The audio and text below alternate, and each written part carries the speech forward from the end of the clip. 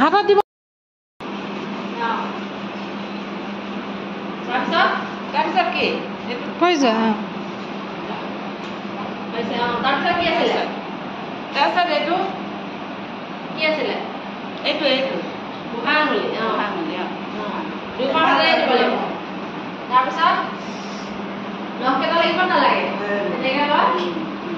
ঘূৰাই ঘূৰাই দিবা যাতে নখৰ গুৰিকেইটা চাফা হয় আগকেইটা এইকেইটা এনেকৈ মানে তাৰপিছত এই বস্তুটো চাফা হ'বলৈ কি কৰিব লাগিব এইটো আকৌ এনেকৈ কৰি তাৰপিছত তোমাৰ